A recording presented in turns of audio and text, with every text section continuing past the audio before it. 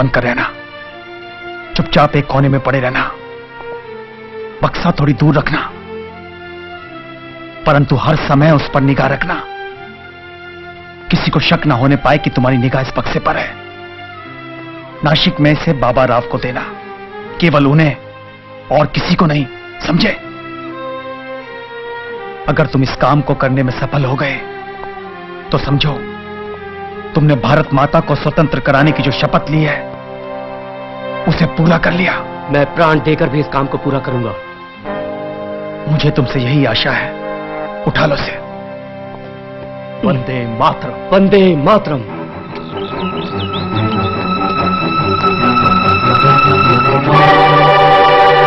लिवे जी, हाँ? पुस्तक की पांडुलिपि मुझे दे दीजिए, जल्दी करिए, और जितने पन्ने छपे हैं उन्हें जला दीजिए।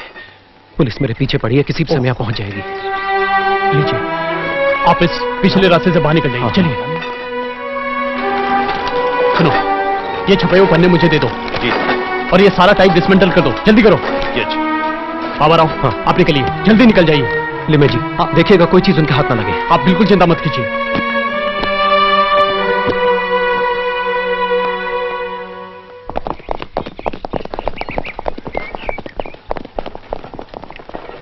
बाबा सावरकर कहाँ है? सावरकर? कौन सावरकर? तुम विनायक सावरकर की कोई पुस्तक छाप रहे हो?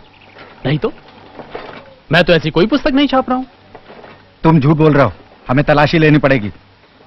हाँ, लीजिए, आइए। चलो आइए इंस्पेक्टर साहब, ले लीजिए। देखो इधर, क्या छाप रहे हो?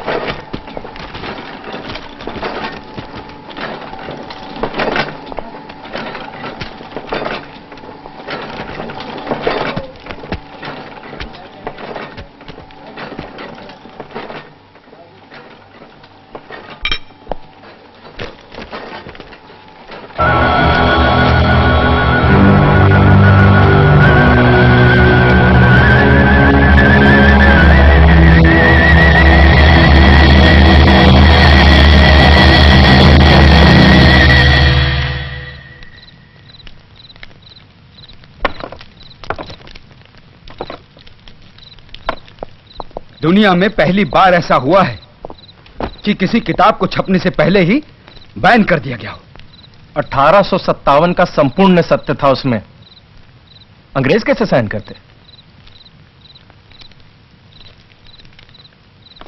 हरनाम, तुम बहुत चुपचाप हो, क्या बात है? एक बुरी खबर है। क्या खबर है? सावरकर के इकलौते बेटे प्रभाकर की डेथ हो गई। क्या? तुम्हें कैसे पता चला? सावरकर है कहां? कोई 1 घंटा पहले उसे अपनी भाभी की चिट्ठी मिली तो एकदम चुप हो गया। मेरे बहुत कहने पर मुझे बताया और फिर बाहर चला गया।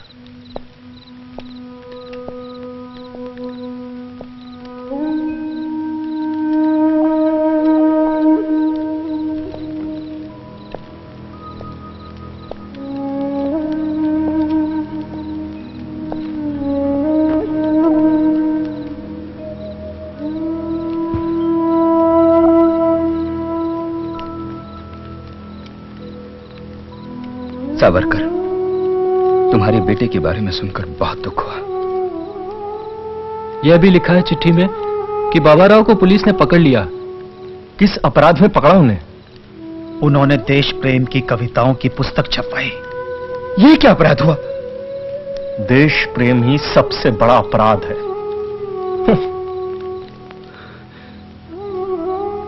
I will teach them a lesson. Savarkar,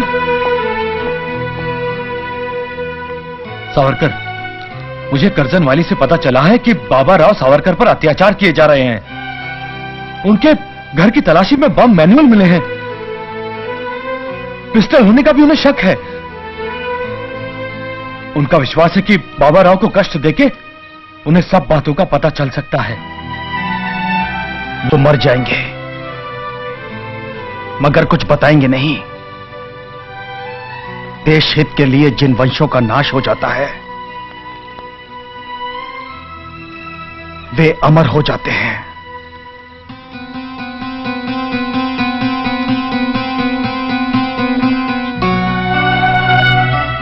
Savarkar, आदमी बलिदान के लिए कब तैयार होता है? जब वो अपने विवेक से प्रेरित होकर दृढ़ निश्चय कर लेता है, तभी।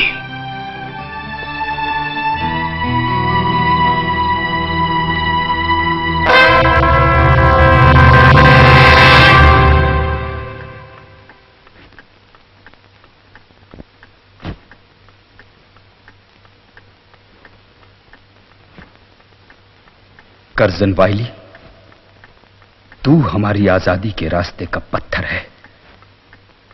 तेरे षड्यंत्रों के कारण हमारे कितने देशभक्तों के प्राण चले गए, कितने परिवारों का नाश हो गया।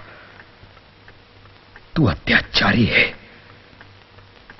तुझे जीने का कोई हक नहीं, तुझे जीने का कोई हक नहीं है।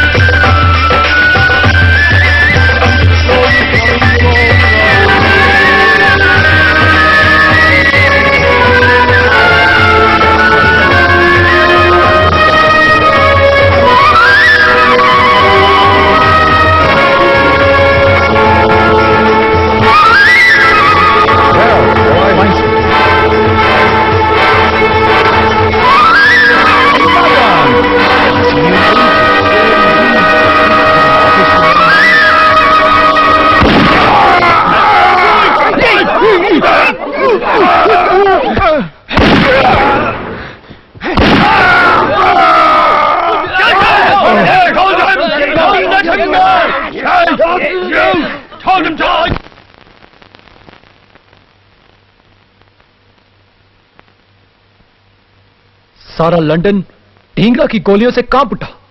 अंग्रेजी साम्राज्य की बुनियादें हिल गईं। हमारा उद्देश्य भी तो यही था। ढींगरा ने देश हित के लिए सबसे बड़ा बलिदान दे दिया।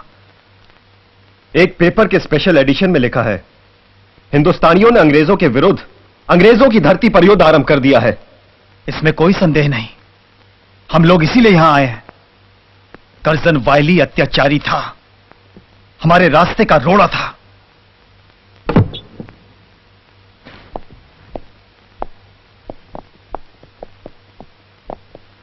विपिन चंद्र जी के पास कौन बैठा है? सुरेंद्रनाथ बनर्जी और खापर्डे। वो लोग कह रहे हैं कि सावरकर जब तक यहां है ये गतिविधियां रुक नहीं सकती। ठीक कहा उन्होंने। परसों इन लोगों ने कैक्सटन हॉल में एक आम सभा बुलाई। वहां पर इन लोगों के अलावा भावनगरी, आगा खां और कूच बिहार के राजकुमार सम्मिलित होंगे। वो लोग ढींगरा के विरुद्ध प्रस्ताव पास करेंगे। नहीं, मैं ऐसा नहीं होने दूंगा।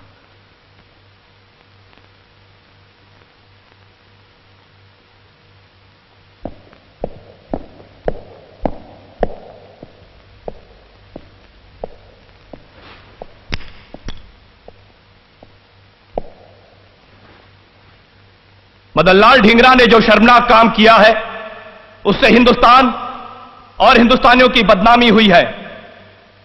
हमें उसका बेहद अफसोस है। यह सभा एक राय से, सर्वसम्मति से उसकी निंदा का प्रस्ताव पास करती है। मैं इसका विरोध करता हूं।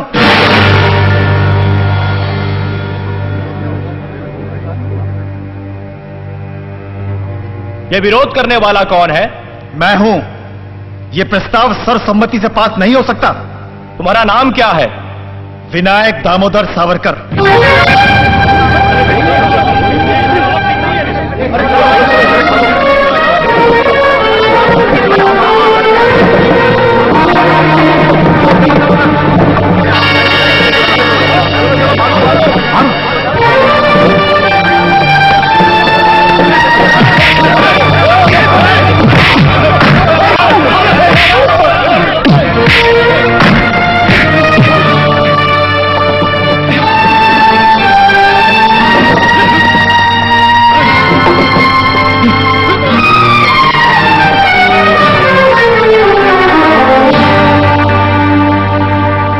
यह प्रस्ताव सर्वसम्मति से पास नहीं हो सकता। मैं ढींगरा का अपमान नहीं होने दूंगा। आगा खान साहब, सावरकर को इस प्रकार मारना बहुत बुरी बात हुई। सॉरी, मैं यहां नहीं रह सकता।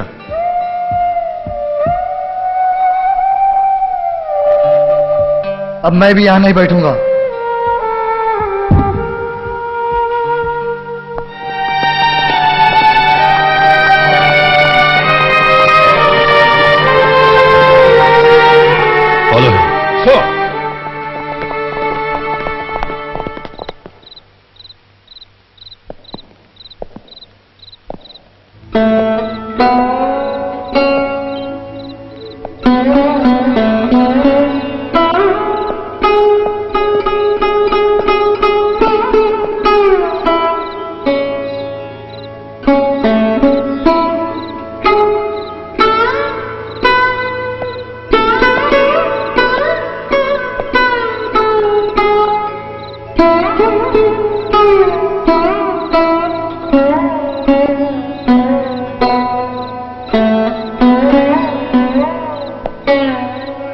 मैं तुम्हारे दर्शन करने आया हूं मदन। मुझे तुम पर गर्व है। सावरकर, तुम्हें मेरी आंखों में डर की परछाई तो नहीं दिखाई दे रही? बिल्कुल नहीं। मुझे तुम्हारे चेहरे पर योगेश्वर कृष्ण का तेज दिखाई दे रहा है। तुमने गीता के स्थित प्रज्ञ को साकार कर दिया मदन। सावरकर, मैं तुम्हें विश्वास दिलाना चाहता हूं कि 17 अगस्त की सुबह 9 बजे जब ये लोग मुझे फांसी के रस्से तक ले जाएंगे तो उस वक्त भी मैं इसी तरह मुस्कुरा रहा हूंगा।